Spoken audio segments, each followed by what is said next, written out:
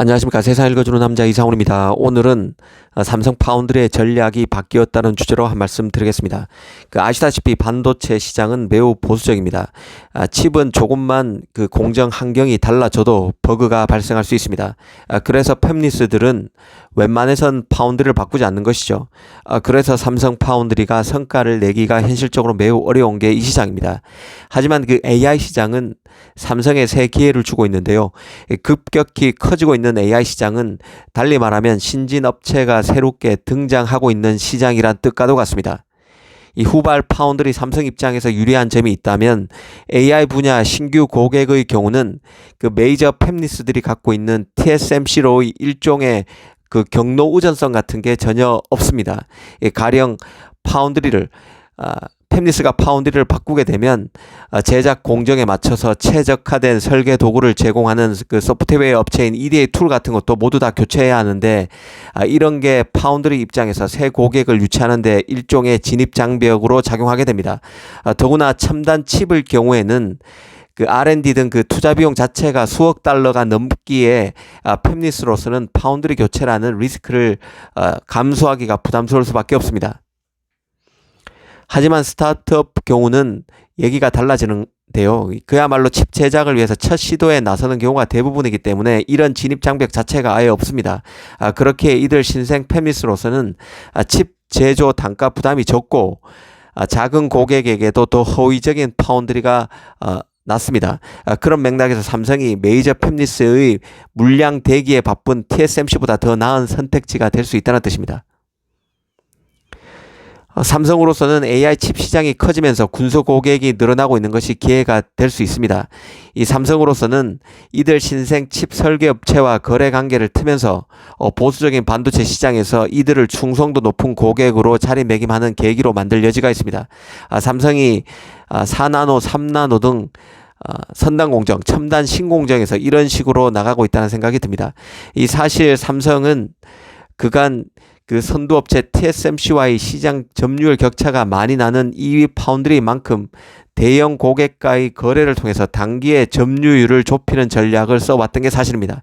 하지만 앞서 말씀드린 대로 보수적인 칩 시장 생리상 이는 쉽지 않습니다. 그런 만큼 삼성으로서는 싹수가 있는 스타트업을 조기 발굴해서 이들의 가려운 곳을 긁어줌으로써 미래를 확보하는 전략을 구사하는 게 고객 포트폴리오 다변화 차원에서 나은 측면이 있습니다. 더구나 AI 칩 시장은 아직 무주공산인 시장입니다. 엔비디아가 프로세서 시장에서 치고 나가고 있긴 하지만 언제 어떤 기업이 혜성처럼 부각될지 모르는 시장입니다. 그만큼 가능성이 무궁무진합니다. 서두에 이런 얘기를 꺼내는 것은 삼성의 이런 전략이 성과를 내고 있다는 생각 때문인데요. 최근 삼성이 캐나다 스타트업인 텐스토렌트와 AI 칩을 4나노 공정에서 제작한다고 밝혔습니다. 이 주목되는 것은 4나노 노드 중 삼성의 HPC 전문 노드로, 고급 컴퓨팅이죠. HPC 전문 노드로 개발한 SF4X 노드로 이 칩을 만든다는 점입니다. 아시다시피 삼성은 이미 4나노 칩의 생산 노드를 세분화했습니다. 기존에는 LP, LPP, LPP 플러스 정도로 3개 정도였는데요.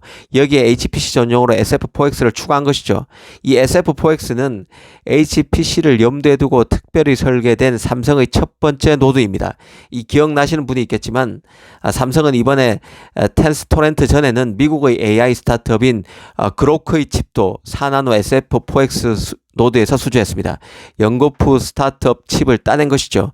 이 사실 HPC라고 하면 인텔, AMD, 엔비디아부터 연상되는 게 인지상정입니다.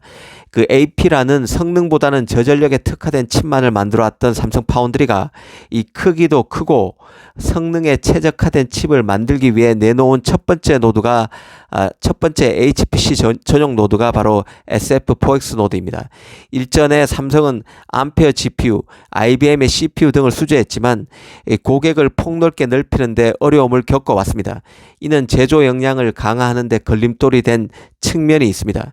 그런데 최근 삼성이 절치부심 끝에 4나노 수율을 드라마틱하게 끌어올렸다는 얘기가 나왔고 이 패키징 기술도 극적으로 향상시켰습니다. 이는 그 AI 분야 신생업체 입장에서 보면 자신이 설계한 첨단 칩을 만들어줄 수 있는 대형 파운드리로서 삼성을 고려할 수 있는 상황이 됐다는 의미가 담겨 있습니다. 이번에 그 삼성이 수주했다는 텐스토렌트 칩도 AI 분야에서 엔비디아와 맞서는 업체로 평가받는 곳입니다. 기업 가치도 10억 달러가 넘습니다. 특히 텐스토렌트는 짐 켈러가 이끌고 있는 업체입니다. 이 짐 켈러는 인텔 AMD에서 첨단 CPU를 설계해서 CPU 설계 거장으로 불리는 사람입니다. 이 삼성으로서는 미래 고객 확보 그리고 차세대 컴퓨팅 기술 확보 차원에서 좋은 레퍼런스가 돼줄 수 있다는 생각입니다. 이 또 놓치지 말아야 할 게 텐스토렌트가 미국의 테일러 공장에서 만들어진다는 점에 있습니다. 앞서 그로크 칩도 미 테일러 공장에서 만들기로 결정이 났었는데요. 삼성의 미 제조 현지화가 연착륙하고 있다는 생각입니다. 미국에 팹을 만드는 이유는 미국 현지 고객을 잡기 위해서인데 미국에서 가장 전도 유망하다는 캐나다도 사실상 미국 기업이나 마찬가지라고 보면 AI 칩 시장에서 가장 전도 유망하다는 스타트업과 거래 관계를 연거푸 두고 있는 게 지금 삼성입니다. 이런 점은 긍정적으로 볼 수 있는 것이죠.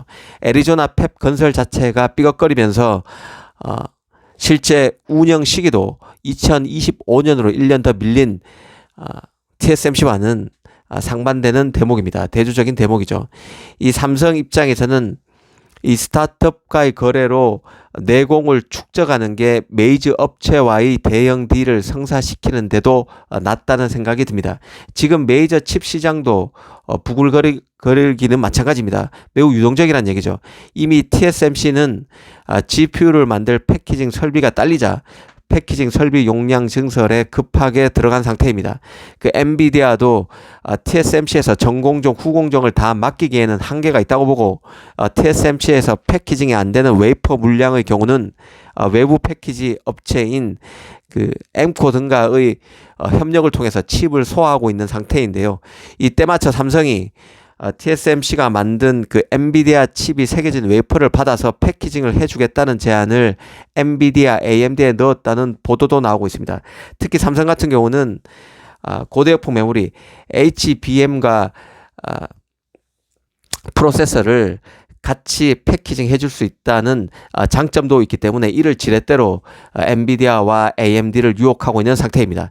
메이저 팹리스 입장에서도 TSMC 생산 캐파 부족으로 삼성을 제2의 옵션으로 고려할 수밖에 없는 환경이 되고 있다는 뜻입니다. 앞서 말씀드린 대로 메이저 업체 입장에서는 TSMC로의 경로 우전성이 크지만 삼성이 가진 장점, 그 HBM과 프로세서를 한 묶음으로 패키징 해줄 수 있다는 점, 그러니까 제작 단계가 더 줄어드는 것이죠.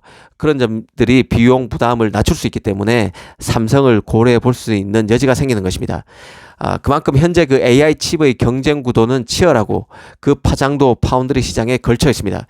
그런 맥락에서 보면 변화를 싫어하는 칩 시장에서 전도 유망한 신생업체의 등장은 파운드리 시장의 변화를 유인하는 촉진제가 돼줄 수 있다는 생각입니다.